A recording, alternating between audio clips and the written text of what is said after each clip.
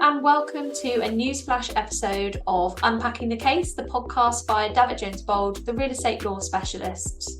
As always, I'm joined by our head of legal training, Richard Snape. Hi, Richard. Hello, Lizzie. How are you? I'm very well, thank you. It's a Friday. So we're here to talk about high street rental auctions and the new regulations that have come out. We talked about high street rental auctions back in June last year, 2023, when the Levelling-up and Regeneration Bill came out. But things have moved on quite a lot since then. So we're here to sort of update our listeners on it. Do you want to start with some background, sort of recapping? Well, I'll tell you what's happened recently, shall I first? Yeah. Because the Levelling Up and Regeneration Act is now just a bill when we talked about it before, so obviously things have moved on. It's a massive piece of legislation, but part 10, it applies to England only, yet another area which is getting completely different between England and Wales. But the Act received the Royal Assent in October of last year, October the 26th. We had consultation, and the responses to the consultation were actually produced in May of this year. And the Conservative government and the Department of Levelling Up, as they were, Michael Gove, if you remember him, whatever happened to him, they announced that they were going to have a pilot back in September of 2024, and the first auctions would be in October, and there were going to be 10 local authorities involved in the pilot. We then obviously had the general election, and things went quiet for a few months.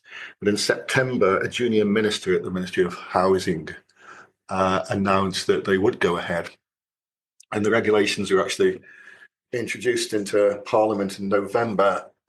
Two sets of regulations, the Local Authority Rental Auctions England regulations and the Town and Country Planning General Permitted Development Amendment regulations, which both came into effect, bringing in high street rental auctions on December the 2nd. I think, what day is it today? December the 6th, as we record that. Yeah. What also happened on December the 2nd was some non-binding government guidance was introduced, and it was also announced that there are three, they're originally called pilots, they're now different people. Early adopters, that's the new trendy way. 3 local authorities are going to start taking part in these rental auctions in Darlington in the northeast.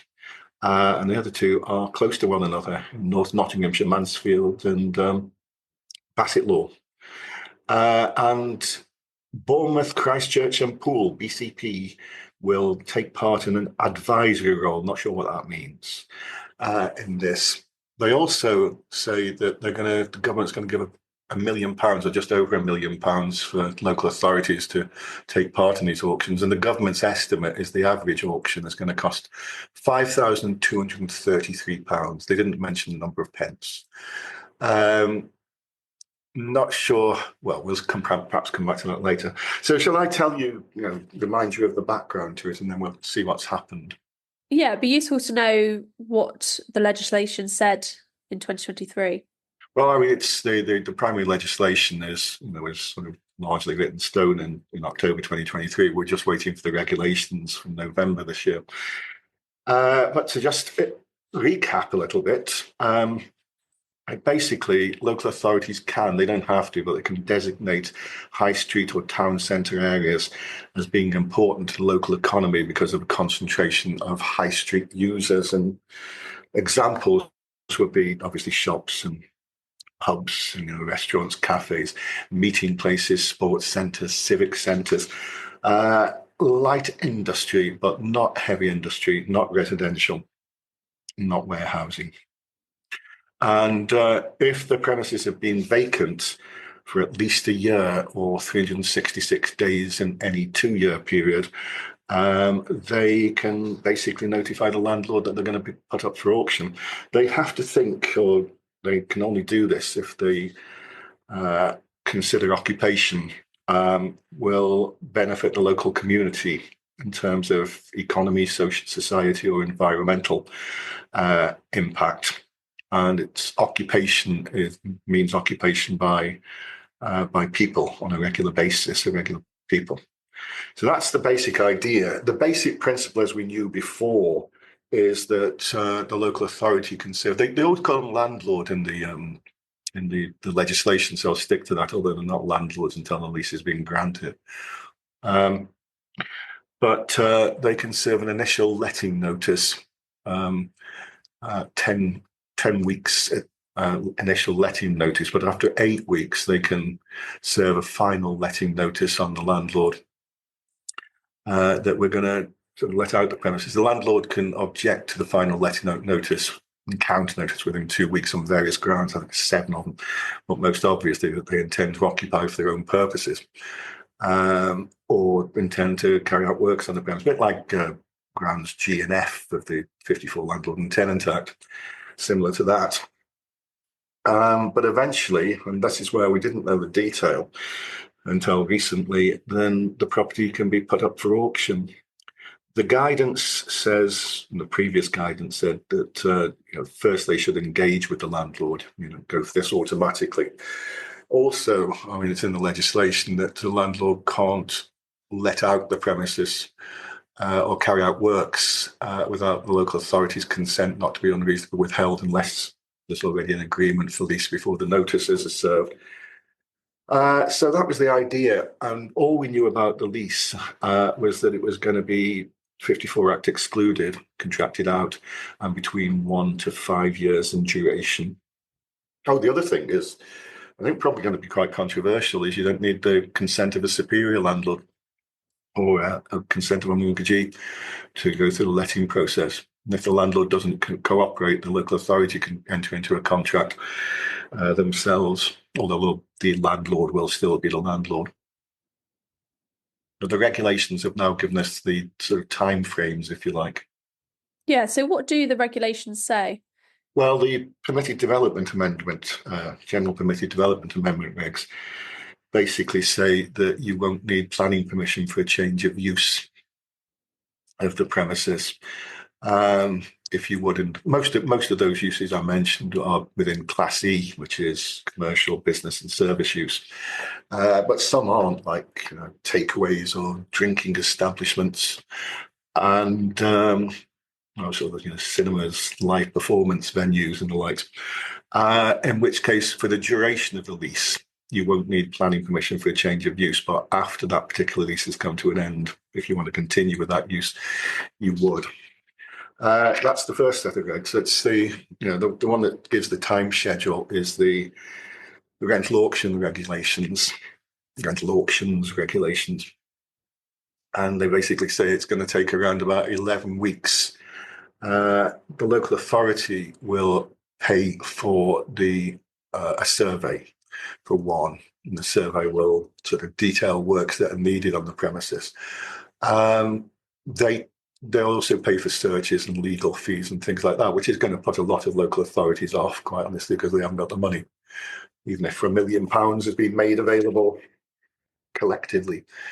They can pass the cost on to the successful bidder if they want to, which is going to put people off if they do that, actually bidding for the property. After 2 weeks down the process, they will contact the landlord and show them the proposed contract. The landlord and local authority can agree to vary, but the landlord will have some input, presumably on things like changing the user and the likes. The actual initial notice and the final notice should have details of what the users can be, because people object to things like high street mix. We don't want yet another shoe shop in that row and things like that. So the landlord can have some input. The marketing will be for 6 weeks, but at the end of the 11th week of the process, unless, at the very latest at the end of the 11th week, the local authority will show the landlord the bids. You've got this 6-week time period to bid for the property, and they'll be shown the bids. The landlord can choose which bid to accept, and that doesn't have to be the highest bid. They've only got 2 days to choose, which is not a long time. They if they don't choose within 2 days, the local authority can decide either not to accept a bid or to, if they do accept a bid, it's got to be the highest bid unless they don't think it's reasonably practical, which they haven't got the money, basically, in which case they have to go down the second highest and so on. And there'll be a contract, there'll be an agreement for lease. During the contract period, in relation to the highest bid, the landlord will have to comply with works to bring up the minimum standards. I'm sure they'll love this, and it's going to cost on occasion a lot more than the £5,223 that's been mooted. They'll have to provide, well, beforehand, actually, before the bidding process starts, they have to do things like prove evidence of title, provide documentation like fire safety, asbestos assessments, EPCs, and also various other information as well at their own expense. If they don't, they could be prosecuted as criminal offence, maximum £2,500 fine. But that's at an earlier stage before the bidding starts. Should have mentioned that earlier. But at a later stage, there'll be an agreement in which contract in which the landlord within 3 months will have to carry out all the work suggested by the surveyor on the premises. So if you haven't had or implemented a fire safety assessment, they'll have to do it. Asbestos, electrical wiring, gas wiring, gas wiring. You don't have gas wiring, do you? But you have gas pipes. I'm not a practical man. Gas safety checks and implement the recommendations, mold and water penetration, all these kind of things, and provide an EPC. For the premises, you don't have to have an EPC, but if you don't, you could be penalised a civil penalty just like anybody else. After the time period for the landlord to do all the work on the premises, they've got 10 working days to complete on the lease. And that's the basic idea. Empty properties. So what do you think of all of this? Do you think it's going to be successful? I've got my doubts, I must say, Lizzie. It'll be interesting to see if, I'm sure local authorities will be listening to this podcast. But we might even do a course for them. But I'm not sure, in spite of this £1 million government money, they've got the resources to do this. And they are going to have to pay for the searches, the legal costs, the surveying costs, the auction costs. It's all well and good. They can pass it on to the leaseholders, but the successful bidder, but they might not have any successful bidders if that's the case. And it also presupposes that people leave their properties empty, losing rental deliberately. Sometimes they do, I admit, because they don't want a comparable. If that's the rent, it's got a low rent on that high street and they've got other shops in the locality, they'll leave it empty. And it does happen in some areas much more than others. But they're losing rental, and I don't think you can underestimate the non-small business rates. You pay full business rates after 3 months, 6 months of the light industrial units, but after 3 months of being empty. And landlords don't keep premises empty. Another reason they might keep premises empty is because they intend to develop the whole area, the whole row, so you don't grant a lease of a shop once it becomes vacant. But the local authority, before they start the process, should be discussing that kind of thing with the landlords. I might be proven wrong. We might have thousands of these things in the future, but we'll have to see. Indeed. Thank you very much, Richard. Thanks, Lizzie. Thank you very much, Richard, and thank you to everybody for listening. We'll see you again in our next episode.